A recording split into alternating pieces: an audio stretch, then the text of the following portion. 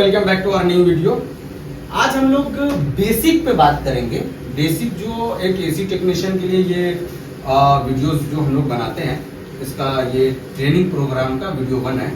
इसमें हम लोग बेसिक बात करेंगे कि बेसिक क्या होता है, वोल्टेज क्या होता है, करंट क्या होता है, डीसी करंट क्या होता है, एसी करंट क्या होता है, रजिस्टर क्या होता है। पहले तो इसका थ्योरी समझेंगे एक नॉर्मल तरीके से, फिर इसका प्रैक्टिकली भी करके देखेंगे कि इस सबको चेक कैसे किया जाता है। ये एज एन टेक्नीशियन हमको कहाँ तक इसका कम से कम मिनिमम कहाँ तक नॉलेज होना चाहिए। हमारे देश में सबसे बड़ी दिक्कत ये है कि जो लोग हैं उन्हें बेसिक ही कई लोगों को पता नहीं है, तो उन्हें समझने में दिक्कत होता है, उन्हें चेक करने में दिक्कत होता है। वो बस वैसे ही चेक कर रहे होते हैं जैसा उनके उस्ताद ने उनको सिखाया होता है, और जिसमें कई बार मिस्टेक होते रहता है। तो आज हम इनका एक बेसिक समझ लेंगे जिससे आगे चल के दिक्कत होना मुश्किल नहीं होगा आपको काम करने में। तो उसमें एक ये है वोल्टेज। तो वोल्टेज क्या होता है, सबसे पहली बात तो कि वोल्टेज है क्या। देखिए, दो पॉइंट है इलेक्ट्रिक की, पॉइंट 1 से पॉइंट 2 के बीच का जो पोटेंशियल डिफरेंस है उसको वोल्टेज बोलते हैं।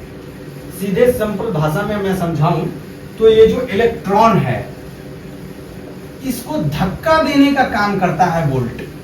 तो जो वोल्टेज है वो इलेक्ट्रॉन को धक्का देता है एक पॉइंट से दूसरे पॉइंट पर पहुंचाने के लिए। ये यहां से धक्का देने का काम करता है कौन? वोल्टेज काम करता है इलेक्ट्रॉन को पहुंचाने के लिए। अगर 220 वोल्टेज है तो कोई मशीन अगर 220 वोल्ट पे काम करने के लिए बनाया गया है तो उसको 220 वोल्ट का एक पुश चाहिए उसके इलेक्ट्रॉन को, तो वो चलेगा, वो मशीनें काम करेंगी। तो अब ये करंट क्या होता है?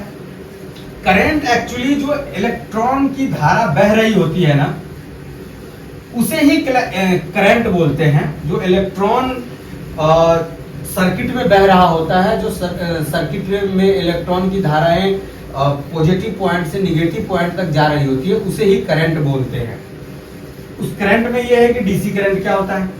तो डीसी करंट डायरेक्ट करंट हुआ, यानी कि एक पॉइंट से दूसरे पॉइंट पर जब एक बिंदु से दूसरे बिंदु तक करंट बहेगा तो उसमें वो सर्कल नहीं बनाएगा, वो सीधा बहेगा, वो डीसी करंट हो गया।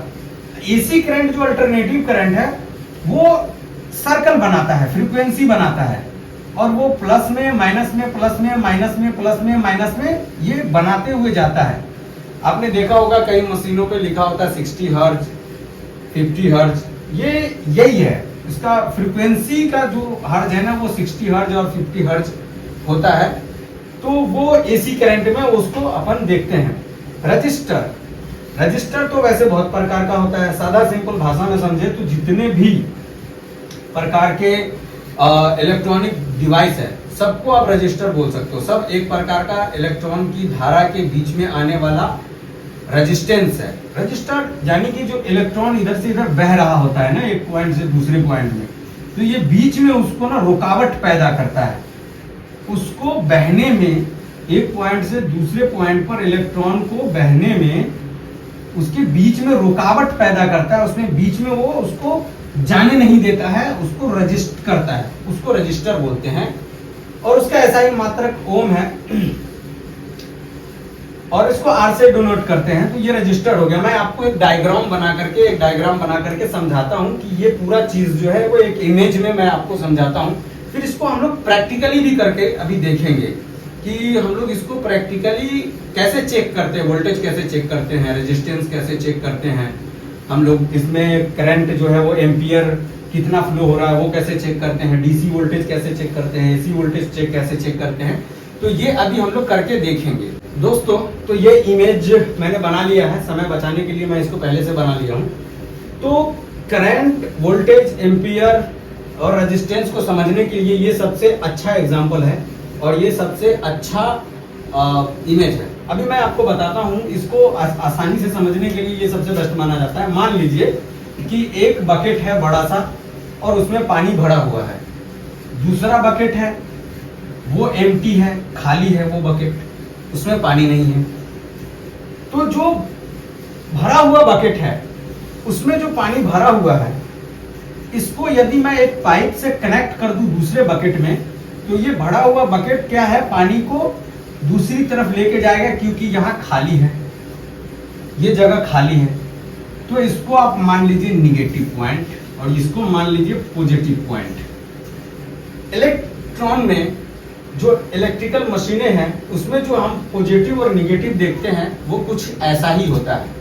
पॉजिटिव जहाँ करंट भरमार होता है, जहाँ पर करंट भरपूर होता है, और निगेटिव वो पॉइंट जहाँ करंट की कमी होती है, यानी कि जहाँ करंट चला जाना चाहता है, जहाँ करंट पहुंच जाना चाहता है, वो निगेटिव पॉइंट होता है। अब हम यहाँ पे जो भरा हुआ बकेट है ना, ये भरा हुआ जो बकेट है, यहाँ से इसमें यदि मैं पानी ट्रांसफर करूं, तो बीच में यदि मैं एक टैप जैसा कुछ लगा दूं जो इसको रोके पानी को, तो ये हो गया अपने आप में रेजिस्टेंस, क्योंकि ये इसको रोक रहा है, इसको उस तरफ जाने नहीं दे रहा है, इस तरफ इसको बढ़ने नहीं दे रहा है। तो ये जब इसको रोक रहा है ना, तो ये रजिस्टर्ड हो गया। हमारा जितना भी इलेक्ट्रॉनिक डिवाइस है, वो सारा इलेक्ट्रॉनिक डिवाइस करंट के फ्लो को रोकने का काम करता है, और जब वो करंट उसमें प्रवाहित होता है, वो रेजिस्टेंस बनाता है, जिस वजह से वहां पे फ्रीक्वेंसी जनरेट होता है और वो चलता है। फॉर एग्जांपल अपन कंप्रेसर को ले लेते हैं या पंखे को ले लेते हैं। जब पंखा में या कंप्रेसर में हम इलेक्ट्रॉन को डालते हैं, तो जब उसमें इलेक्ट्रॉन जाता है तो वहां मैग्नेटिक फील्ड बनता है, क्योंकि वो तो रेजिस्टेंस है, वो रोक रहा है, उसको आगे नहीं जाने देना चाहता है। जब वो रजिस्ट करता है तो वहां पे इलेक्ट्रॉनिक फील्ड बनता है, जिसकी वजह से वहां पे एक प्रकार का मैग्नेटिक फील्ड बनता है और एक झटके से वो नाच पड़ता है, वो चलता है। वो हम लोग किसी और वीडियोस में उसको अलग से और समझेंगे। अभी के लिए यहाँ पे देख लेते हैं। अब वोल्टेज क्या होता है, मान लीजिए कि जो बकेट भरा हुआ है, ये बकेट का पानी जो फोर्स लगा रहा है उस तरफ जाने के लिए, जो फोर्स लगा रहा है उसे ही हम लोग वोल्ट बोलते हैं। जो फोर्स लगा रहा है, जो ताकत लगा रहा है यहाँ पहुंचने के लिए, उसको वोल्ट बोलते हैं। जो बीच में रोक रहा है उसको रेजिस्टेंस बोलते हैं। जो इसमें बह रहा है वही करंट है। फोर्स लगाने के बाद जितना पानी बह गया वो करंट है।